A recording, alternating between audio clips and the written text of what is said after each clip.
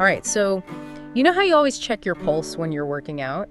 Well, it turns out what happens after you stop is even more interesting. Yeah, it can tell us a lot about your health. Exactly. We're talking about heart rate recovery, or HRR. Yeah, HRR for short. And it's like this hidden clue about your overall health, isn't it? It really is. So like for anyone who, hasn't spent hours staring at their fitness tracker like me, Right. what exactly is HRR? Well, simply put, it's how quickly your heart rate goes back down after you exercise. Okay, so like when you're cooling down and your heart is still like Yeah, going crazy. that's it. That's HRR. Yeah, it's a sign of how well your body can switch from like fight or flight mode Oh, yeah. back to a resting state. So it's like a sign of how resilient your body is. Exactly. That's so cool. And, I think what's so fascinating is that we're talking about something as basic as your heart rate, Right. but it can give us clues about things like longevity. Yeah. Did you know that studies have linked a slower HRR to like a higher risk of dying? Yeah. Yeah. It's true. And it's interesting because that link seems to be there no matter what your other health factors are. Oh, wow. So even if someone's fit and active. Yeah, there's evidence that even if you're healthy in other ways, a slower HRR could be a sign of some underlying issues. Okay, so that's kind of a little bit unnerving. A little bit scary. A little bit scary, but I guess that's why we're doing this deep dive, right? Let's To talk about unpack all of this. So you mentioned fight or flight mode earlier. Uh-huh. So is HRR all about the nervous system then? Absolutely. It reflects the balance between two parts of your nervous system, Okay. the sympathetic and the parasympathetic nervous system. Okay, I've heard of those. So during exercise, your sympathetic nervous system is in charge. Mm-hmm. It releases adrenaline, Right. gets your heart rate up so you can like power through your workout. Okay, so that's the go Yeah, saddle. exactly. Then when you recover, the parasympathetic nervous system should take over. Okay. And there's this long nerve called the vagus nerve that plays a key role. It releases something called acetylcholine, Ah. which helps slow your heart rate down and relax you. Okay, so this is like the rest and digest system. Yes, exactly. So a slower HRR could mean that system isn't working as well as it should. That's right.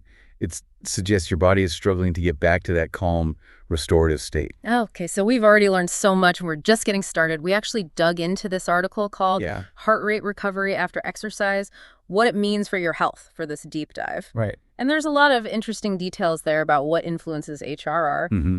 But before we get into all that, let's talk about how HRR is actually measured. Okay, so it's usually determined during an exercise test Okay. by looking at the difference in your heart rate at peak exercise and 1 minute after you stop. So you're looking at the difference between like the highest point Exactly. and then 1 minute after. Exactly. Okay. So a drop of less than 12 beats per minute is considered a slower recovery, Okay. while a drop of 22 or more is considered very good. So it's not just about how high your heart rate gets, Right. but how quickly it goes back down. It's all about that recovery phase. Yeah. And what it says about how your body can adapt and bounce back. And this is where it gets really important. Right. That same article mentioned a study that followed like over 2,400 adults for 6 years. Wow. And they found that the people with slower HRR were 4 times more likely to die during the study.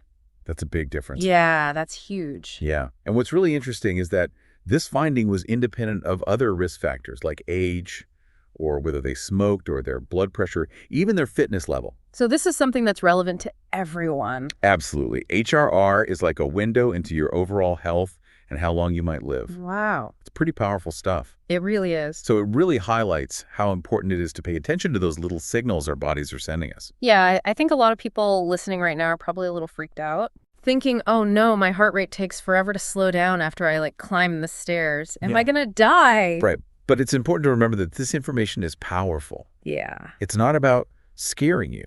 Yeah. It's about empowering you to take control of your health. Okay, that's a good point.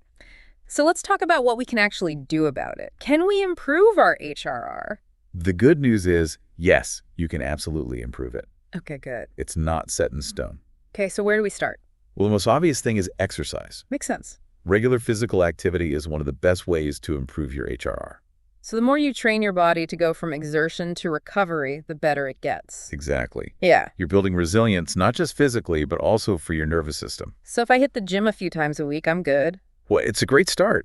But it's not just about structured exercise. Oh, okay. Just moving more in your everyday life can make a big difference. Okay, so like taking the stairs. Exactly. Yeah. Taking the stairs instead of the elevator, walking or biking to work, Yeah. even just getting up and moving every hour. Oh, okay. It all adds up.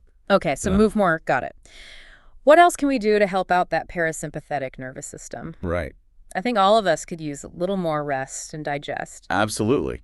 And that's where lifestyle comes in. Okay. Things like your diet, how you manage stress, and how well you sleep all affect your HRR. Oh, interesting. For example, eating lots of fruits, vegetables, and whole grains has been linked to better HRR. So it's all those things we already know we should be doing Exactly. for our health. It's all connected. Right. When you take care of yourself, you're helping your body recover and thrive. So it's about adding life to your years, not just years to your life. That's a good way to put it. And remember, these changes don't have to be huge. Oh, okay. Small, sustainable changes over time can make a big difference. What about things like meditation or deep breathing? Those can definitely help. Maybe. Practices that help you relax and reduce stress have been shown to improve HRR. Interesting. The vagus nerve we talked about earlier is actually stimulated by deep, slow breathing. Oh, so that's why those deep breaths feel so good. Exactly. You're basically telling your body to chill out. Okay, so this is all super helpful, and I'm already thinking about changes I can make. Great. But before we finish up, is there a way to actually track HRR, like in real time? Oh, yeah, for sure. A lot of smartwatches and fitness trackers these days can monitor your heart rate. Oh, that's cool. So you can see exactly how your heart is responding during and after exercise. It's like having your own little health detective right there on your wrist. Yeah, and it can be really motivating, too. Right, seeing the numbers getting better as you make these changes. Exactly. It's like you're seeing the progress you're making. It's like you said, knowledge is power. Exactly. Before we wrap up this deep dive on heart rate recovery, I want to go back to something you said earlier about HRR being a reflection of our body's resilience. Right. Can you explain what you meant by that?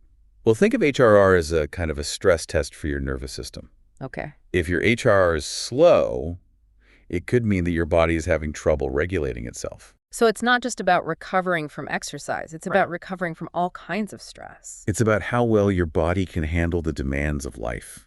All the things that are thrown at you, both physical and emotional. So a resilient nervous system is one that can just roll with the punches. Exactly. It can deal with those challenges without getting completely thrown off balance.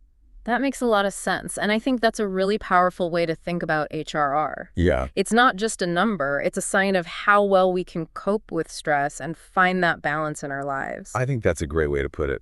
This deep dive has really given me a whole new appreciation for listening to my body. Me too. And I bet our listeners feel the same way. I hope so. So as we wrap things up, I want to leave everyone with something to think about. If your heart could talk, what would it tell you about your well-being? That's a great question. I encourage everyone listening to really pay attention to how their body feels, especially after exercise. Notice how quickly your heart rate returns to normal. It's a journey of self-discovery. And there's always more to learn. We've just scratched the surface here, but hopefully this has given you some insights into the power of heart rate recovery. Exactly. If you're interested, there are so many resources out there about this topic. Keep learning about your amazing heart. Until next time, keep diving deep and stay curious.